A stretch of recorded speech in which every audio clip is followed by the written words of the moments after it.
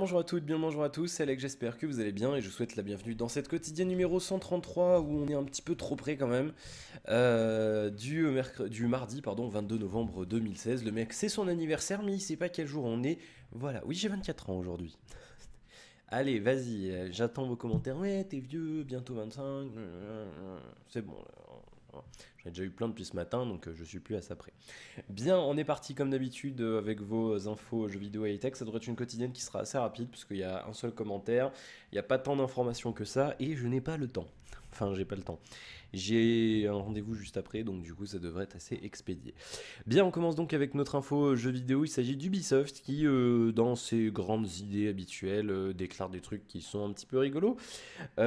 C'était un monsieur qui s'appelle Noureddin Aboud, producteur senior chez Ubisoft, qui répondait aux questions du journal We Write Things, littéralement nous écrivons des trucs. Et je vais citer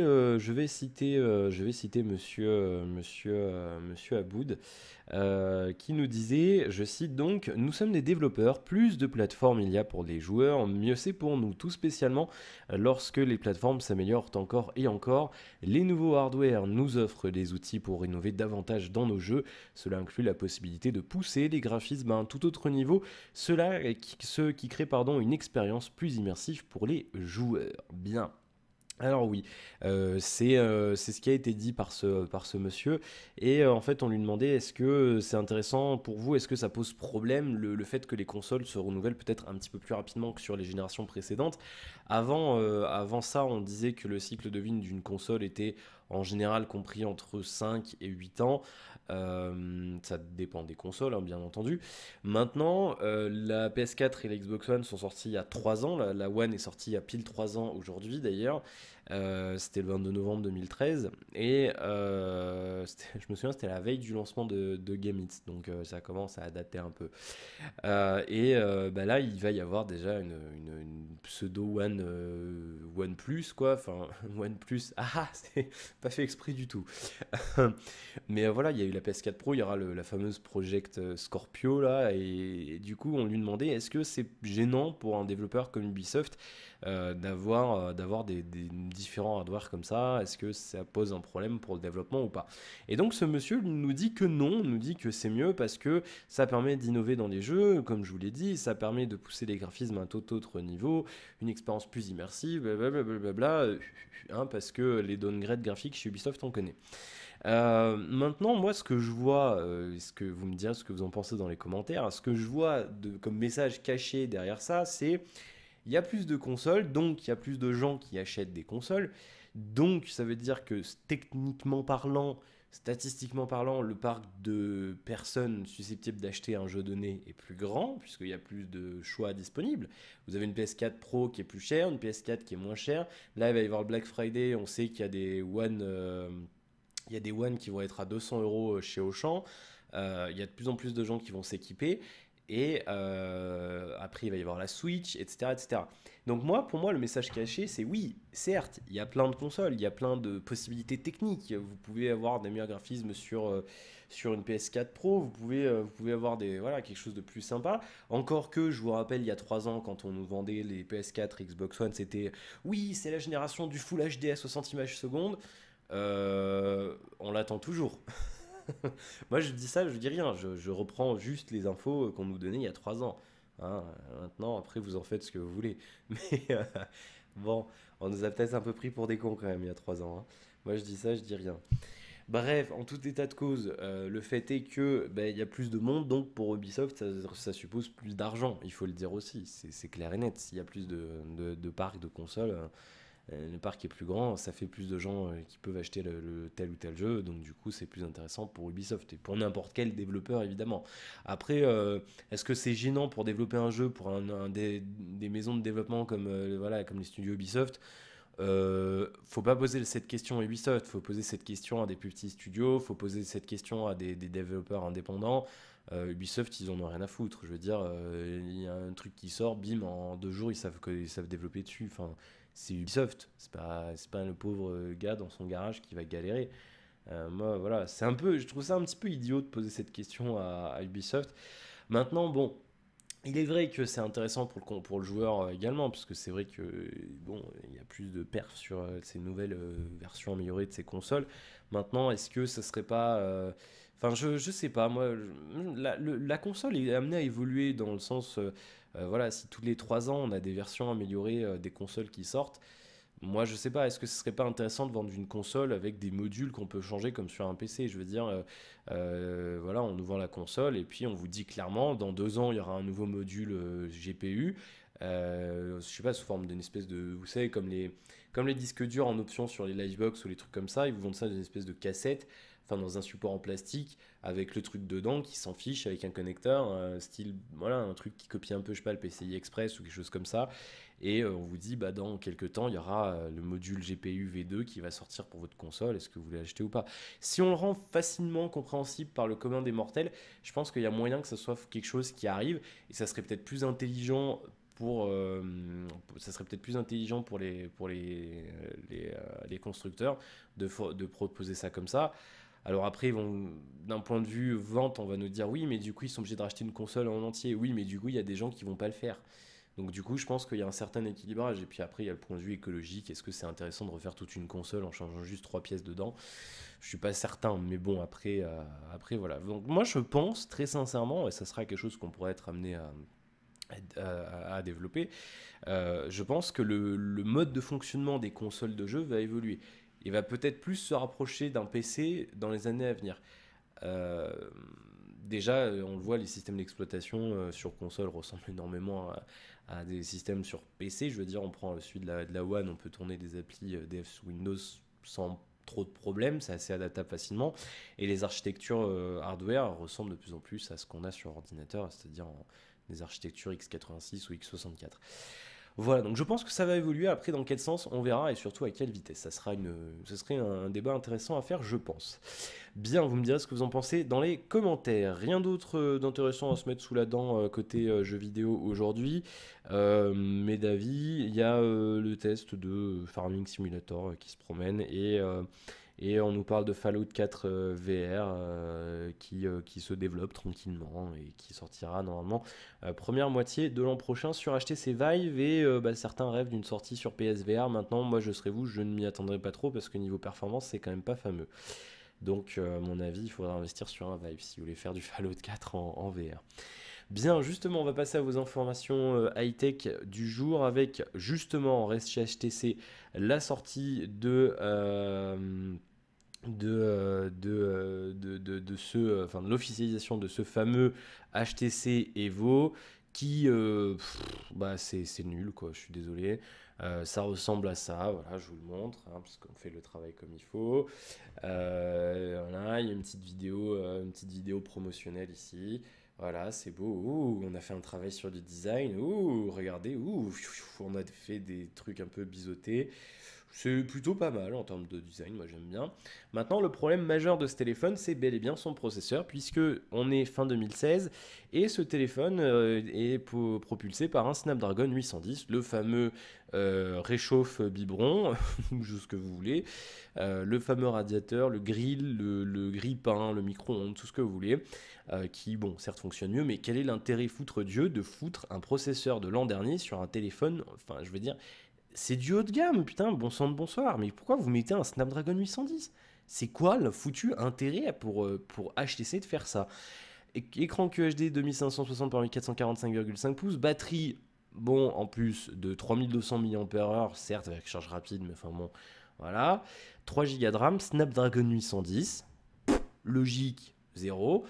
Par contre, on a Android Nougat de base, ça c'est intéressant avec HTC Sense par-dessus. Je vous remontre une petite photo, cette fois-ci officielle du terminal. Voilà. Le design est pas mal, c'est une espèce de côté un peu biseauté là, comme ça, j'aime bien.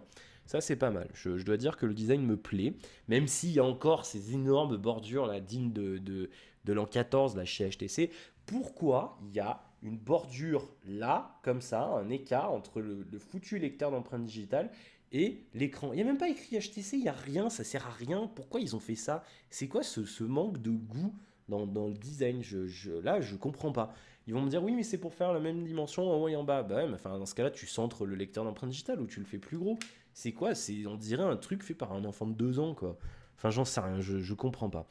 Bref, 16 mégapixels d'appareil photo à l'arrière, stabilisateur optique, ça c'est bien. Ça c'est plutôt bien, ça manque énormément sur le marché haut de gamme.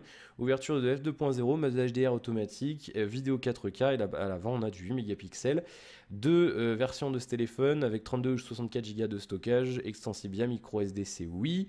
Téléphone certifié IP57, donc résistance aux poussières et immersion temporaire dans l'eau.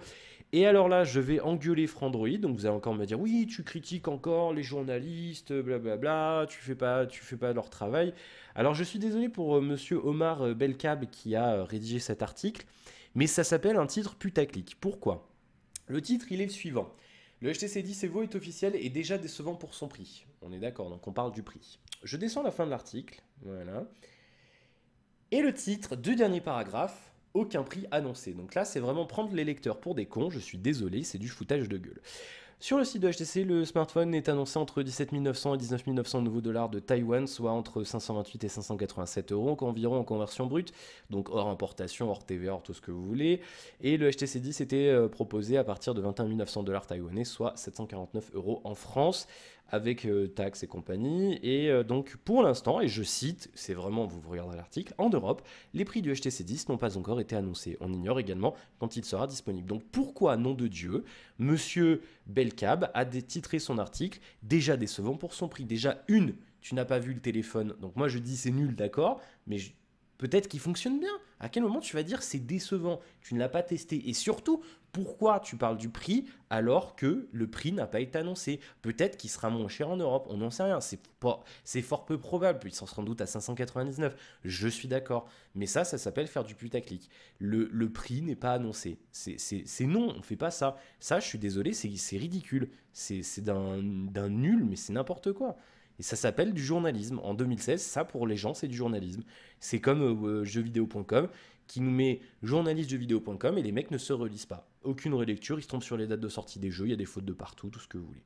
Donc voilà, moi je suis désolé, c'est c'est ça m'énerve, voilà, ça m'énerve un petit peu. Alors après oui, on va me dire oui, mais le prix il a été annoncé ailleurs, nanana. Oui, mais bon, enfin, il y a une façon de dire les choses. Vous voyez ce que je veux dire? C'est un petit peu, moi ça m'énerve. À un moment donné, il faut choisir ses mots. Si on fait un travail, on se dit journaliste, on le fait correctement jusqu'au bout, c'est-à-dire on choisit ses mots, on fait ça proprement. Voilà.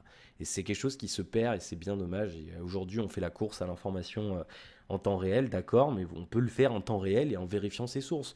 Nous, on le faisait sur Gameits. Il y a eu plusieurs fois, on a été premier, et je vous mens pas, hein, vous pourrez vérifier sur Twitter, on avait les preuves.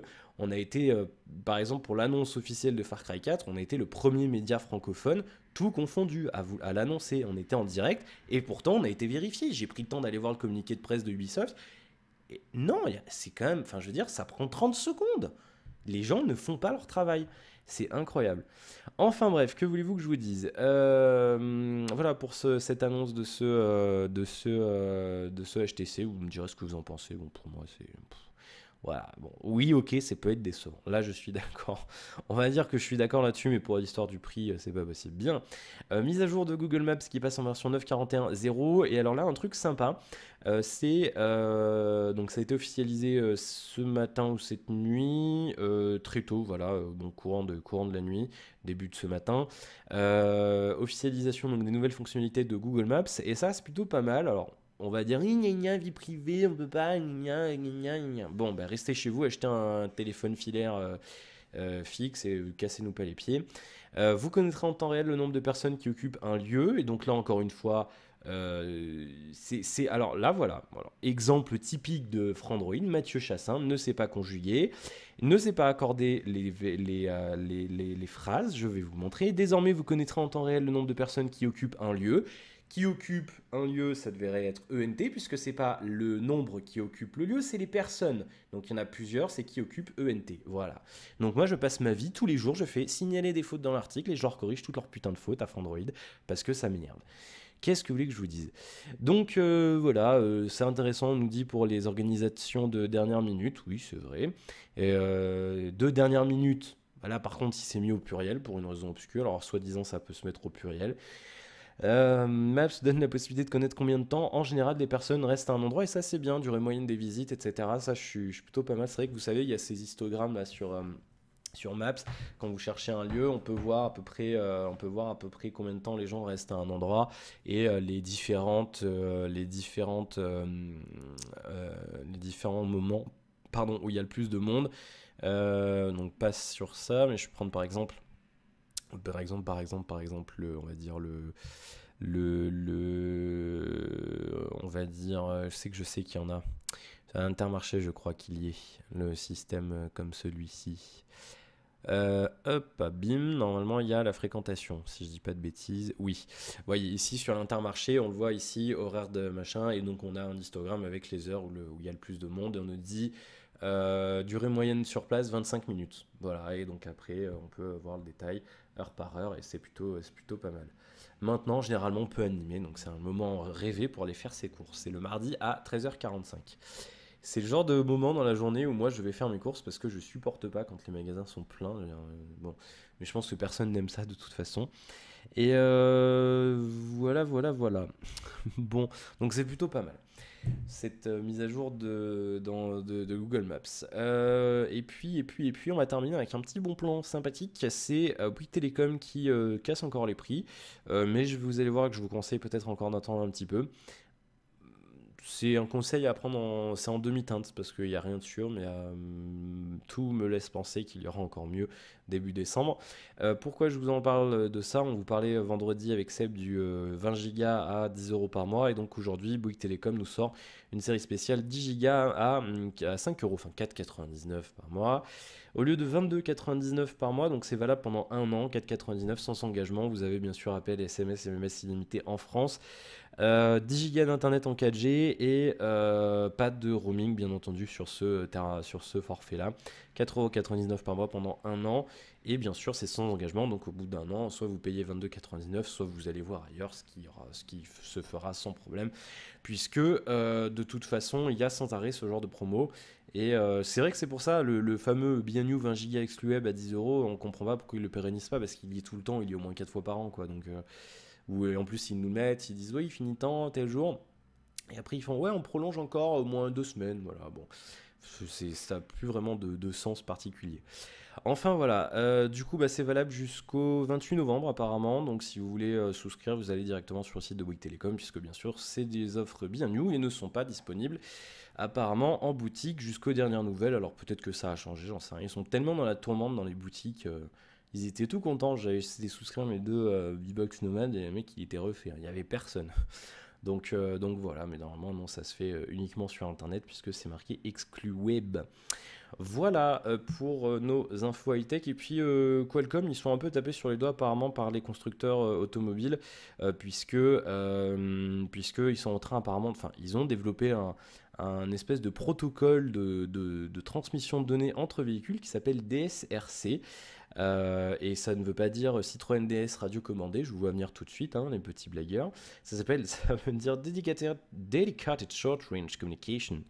Voilà, un système de communication en champ proche dédié qui permet la communication entre différents véhicules. Et en fait, bah, du coup, les constructeurs sont là, oui, mais ils savent pas ce qu'ils font, Qualcomm, ils ont aucune notion de sécurité. Blablabla. Donc, du coup, en fait, les deux parties se mettent sur la gueule, que ce soit Qualcomm ou les constructeurs automobiles. Et voilà, donc ça fera encore jaser et ça va encore alimenter les polémiques sur les véhicules connectés et la sécurité qui en découle.